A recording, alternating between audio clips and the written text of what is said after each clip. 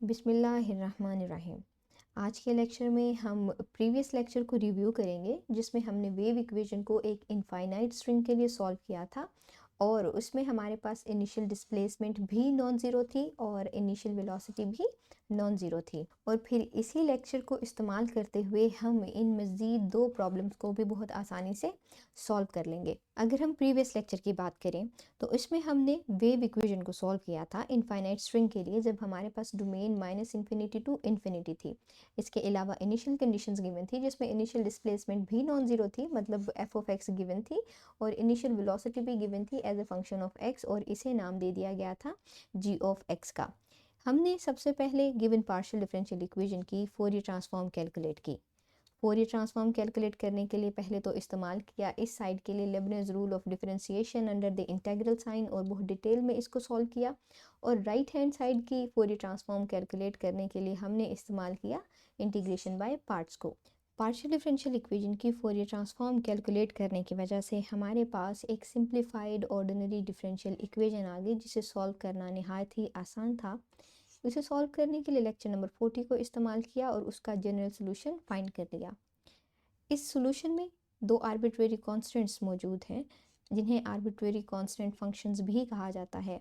इनकी वैल्यू को फाइंड करने के लिए हमें ज़रूरत पड़ी इनिशियल कंडीशन को इस्तेमाल करने के लिए, लेकिन पहले हमें इनिशियल कंडीशंस की भी फोरियर ट्रांसफॉर्म कैलकुलेट करना थी, सो उन्हें कैलकुलेट कर लिया जो कि इक्वेशन नंबर 6 में आ गई और फिर इक्वेशन नंबर 3 की फोरियर ट्रांसफॉर्म इक्वेशन नंबर 7 में फाइंड कर ली। फिर इक्वेशन नंबर 6 को भी 5 में इस्तेमाल किया जिससे हमने वैल्यू निकाल ली ए ऑफ ओमेगा की और फिर 7 को इक्वेशन नंबर 5 में इस्तेमाल करने से वैल्यू निकाल ली बी ऑफ ओमेगा की। फिर दोनों कॉन्स्टेंट्स की वैल्यू को हमने इक्वेशन नंबर 5 में इस्तेमाल कर लिया जो कि हमारी ऑर्डिनरी डिफरेंशियल इक्वेशन का जनरल सॉल्यूशन था। अब हमारे पास रिक्वायर्ड सॉल्यूशन आ चुका था लेकिन coordinates u of x T नहीं रहे थे। हमें ज़रूरत थी वापस इन कोऑर्डिनेट्स में जाने के लिए, सो इस वजह से इस इक्वेशन की फोरियर इन्वर्स ट्रांसफॉर्म कैलकुलेट कर ली और इस तरफ की दोनों टर्म्स की भी फोरियर इन्वर्स ट्रांसफॉर्म कैलकुलेट कर ली। पहले सेपरेटली इस टर्म की फोरियर इन्वर्स ट्रांसफॉर्म कैलकुलेट की जिसके लिए हमने इस्तेमाल किया shifting property on the x axis.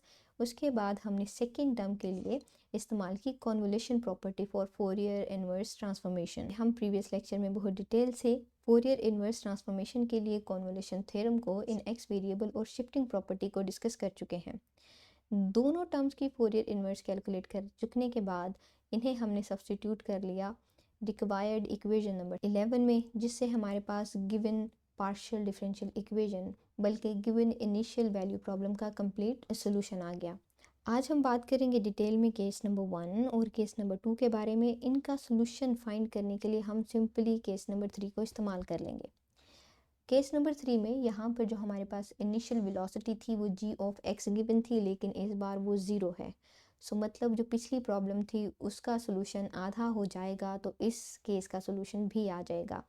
Same उसी तरह से Fourier transform of partial differential equation calculate कर लेंगे, इक्वेशन का सोल्यूशन फाइंड कर लेंगे, इनिशियल कंडीशंस की फोरियर ट्रांसफॉर्म कैलकुलेट कर लेंगे। पिछली बार जहाँ पे हमने इक्वेशन नंबर 3 की फोरियर ट्रांसफॉर्म कैलकुलेट की थी यहाँ पे जी ऑफ एक्स था, यहाँ पे सिंपली ज़ीरो आ जाएगा और उसके नतीजे में हमारे पास ये कुछ इस तरह से लिखी जाएगी, बस इतना सा चेंज आएगा। फिर हमने इक्वेशन नंबर 6 को इक्वेशन नंबर 5 में इस्तेमाल किया जिससे हमारे पास वैल्यू आ गई F bar of omega is equals to A of omega. Equation number 8 का नाम दे लिया। जब हमने 7 को 5 में इस्तेमाल किया तो हमारे पास बी ऑफ ओमेगा ज़ीरो के इक्वल आ गया।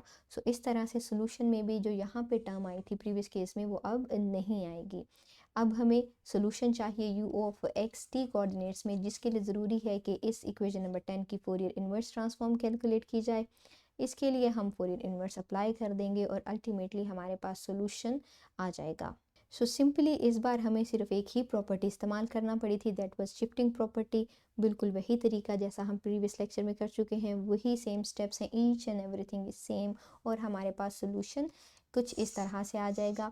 पिछली बार आपने देखा होगा कि यहाँ पे भी एक इंटेग्रल की फॉर्म में सॉल्यूशन था, वो इस बार नहीं आया क्योंकि हमारे पास बी ऑफ ओमेगा 0 था, इनिशियल वेलोसिटी 0 थी, जी ऑफ एक्स 0 था, जिसकी वजह से ये सारी टर्म ख़त्म हो गई। इसी तरह से अब अगर हम केस नंबर 2 की बात कर लें, जिसमें इनिशियल डिस्प्लेसमेंट 0 थी, मतलब जो फर्स्ट इनिशियल कंडीशन है हमारे पास वो 0 है, मतलब एफ ऑफ एक्स इस बार क्या है, 0 है।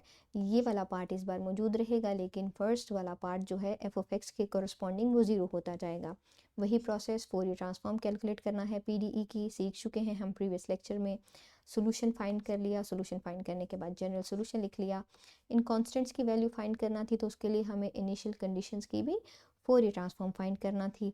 अब यहाँ पे एफ ऑफ एक्स की जगह पे 0 है, तो ये सिंपली इस तरह से हमारे पास आ जाएगी इक्वेशन नंबर 6 की फॉर्म में। इक्वेशन नंबर 3 की हम फोरियर ट्रांसफॉर्म कैलकुलेट कर लेंगे, जी बार ऑफ ओमेगा के इक्वल आ जाएगी। 6 को 5 में इस्तेमाल करेंगे तो ए ऑफ ओमेगा इस बार 0 आएगा। केस नंबर 2 में हमारे पास बी ऑफ ओमेगा 0 आया था। सिंपली ए ऑफ ओमेगा और बी ऑफ ओमेगा को हम सोल्यूशन में सब्सटीट्यूट करेंगे तो सोल्यूशन की अब फर्स्ट वाली टर्म 0 हो जाएगी, जिसमें ए ऑफ ओमेगा की वैल्यू रखना थी। सो सोल्यूशन सिंप्लीफाई होके इक्वेशन नंबर 10 की फॉर्म में आ गया। अब इस इक्वेशन की भी फोरियर इन्वर्स कैलकुलेट करना है तो कॉन्वोल्यूशन थ्योरम इस्तेमाल करना पड़ेगा। कॉन्वोल्यूशन थ्योरम हम बहुत डिटेल में डिस्कस कर चुके हैं, तो उस लेक्चर को ज़रूर देखिएगा ताकि आपको इस केस का सोल्यूशन समझ में आ सके। कॉन्वोल्यूशन थ्योरम इस्तेमाल किया, हमने सोल्यूशन फाइंड कर लिया एंड दैट्स इट, हमारी गिवन इनिशियल वैल्यू प्रॉब्लम का सोल्यूशन आ गया। अगर आप नोटिस करें केस नंबर 3 जो हमने फुल सॉल्व किया था, उसमें यहाँ पर भी सोल्यूशन मौजूद था, फिर प्लस होके ये इंटेग्रल वाली टर्म आ रही थी। लेकिन इस बार चूंकि हमारे पास इनिशियल डिस्प्लेसमेंट 0 थी, तो सिर्फ हमारे पास सेकेंड टर्म ही आई है। सो ये हमने बहुत क्विकली रिव्यू कर लिया है 3 प्रॉब्लम्स को, जो कि इनफाइनाइट स्ट्रिंग के अलोंग थी।